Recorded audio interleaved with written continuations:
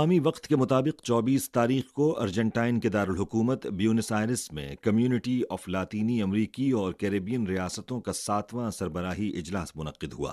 سربراہی اجلاس کی افتتاحی تقریب میں لاطینی امریکی کمیونٹی کے موجودہ صدر ملک ارجنٹائن کے صدر البرٹو فرنانڈیز نے لاطینی امریکی کمیونٹی کے ممالک سے اپنے مشترکہ مفادات کا دفاع کرنے پر زور دیا اور امریکہ سے مطالبہ کیا کہ وہ جلد از جلد بعض لاطینی امریکی ممالک کے خلاف ناکہ بندی اور پابندیاں ختم کرے۔ فرنانڈیز نے زور دے کر کہا کہ کیوبا اور وینزویلا سمیت دیگر لاطینی امریکی ممالک پر امریکہ کی طرف سے عائد کردہ ناکہ بندی اور پابندیاں بلا جواز ہیں اور انہیں معاف نہیں کیا جا سکتا۔ اس کے علاوہ فرنانڈیز نے لاطینی امریکی ممالک پر بھی زور دیا کہ وہ ان سیاسی قوتوں کے خلاف مشترکہ طور پر لڑیں جو خطے کے عوامی مفادات اور سماجی استحکام کو خطرے میں ڈالتی ہیں